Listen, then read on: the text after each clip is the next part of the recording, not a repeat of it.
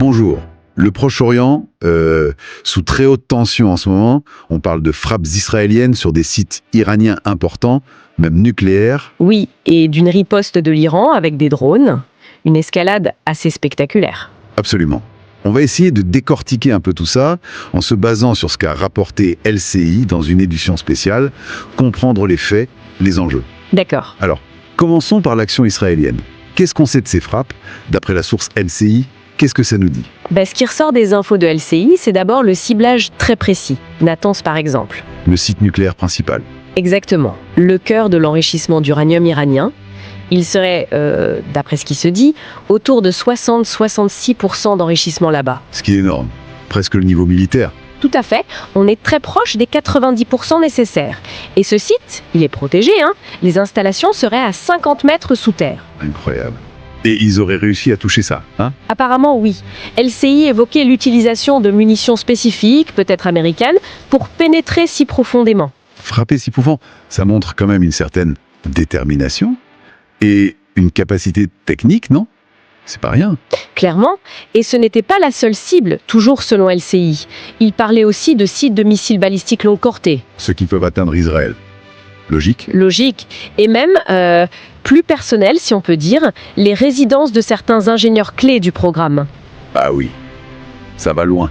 Très loin. Et le plus frappant, peut-être, c'est le ciblage présumé de très haut gradé. On parlait du chef d'état-major iranien, du chef des gardiens de la révolution. Carrément. Si c'est vrai, c'est un coup énorme. Un succès du renseignement israélien majeur. Absolument. Ça montrerait une volonté de décapiter en quelque sorte non seulement le programme nucléaire, mais aussi son commandement militaire. Israël parle de menace existentielle. On comprend mieux pourquoi avec ce type d'action. Oui, ça cadre avec cette rhétorique. Et la réaction iranienne alors? Comment LCI la décrivait? Eh bien, une riposte rapide, mais disons à retardement. Une centaine de drones lancés vers Israël. Des drones. Donc ça prend du temps pour arriver. Plusieurs heures, oui. C'est ce qui expliquait, selon la source, les sirènes à Jérusalem, les consignes de sécurité, rester près des abris, les écoles fermées, etc. Israël qui se préparait à une longue nuit, en somme. Voilà, une attente sous tension. Une centaine de drones, c'est pas rien. Mais est-ce que LCI donnait des pistes pour interpréter ça? Est-ce que c'est juste une réponse pour la forme, calibrée, ou le début d'autre chose? C'est toute la question. La source mentionnait bien cette double menace. Les drones, lents, et la possibilité de tir de missiles balistiques. Eux, c'est 12 minutes pour atteindre Israël. D'accord, beaucoup plus direct. Beaucoup. Donc une ambiguïté entretenue. Quant au timing, au pourquoi maintenant, LCI avançait plusieurs raisons. Oui.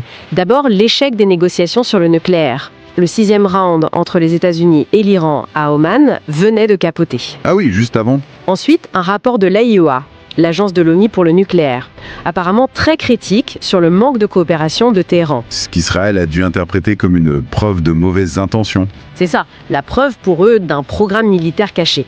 Et puis, LCI soulignait aussi la capacité israélienne. C'est-à-dire... La capacité accrue, semble-t-il, de mener ce genre d'opération complexe de façon autonome.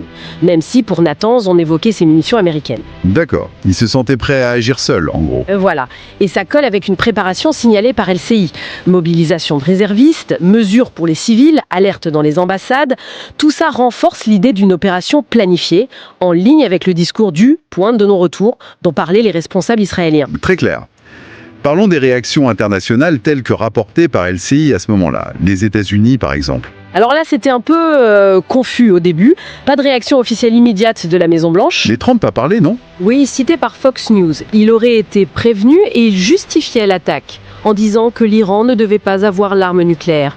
Mais le secrétaire d'État américain, lui disait autre chose. Tout à fait. Il insistait sur la non-implication américaine, une action unilatérale d'Israël, disait-il, et la priorité, c'était la sécurité des troupes US dans la région, qui sont proches de l'Iran. Une position de non-implication, que Téhéran n'a pas du tout acceptée, si je me souviens bien. Pas du tout, non. LCI rapportait que l'Iran accusait Washington d'avoir donné son feu vert, avec menace de représailles contre les États-Unis et l'annulation de leur venue au pourparlers d'Oman. D'accord. La tension monte aussi avec Washington, du coup. Et la France? Silence radio au moment de la diffusion, d'après LCI.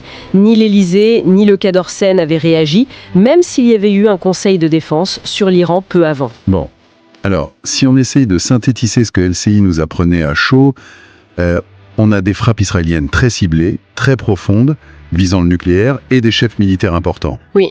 Une riposte iranienne par drone peut être calibrée, mais avec cette menace des missiles en arrière-plan. C'est ça. Le tout dans un contexte d'échec diplomatique et de discours israélien très dur sur la menace existentielle.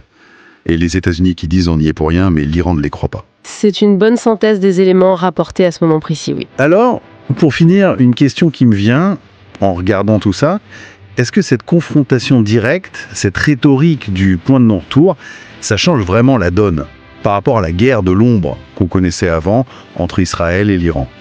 Est-ce qu'on franchit un cap décisif et surtout, est-ce qu'il reste des issues pour éviter une guerre ouverte dans la région? Ça laisse songeur. C'est la grande question, en effet. Une question ouverte pour la suite.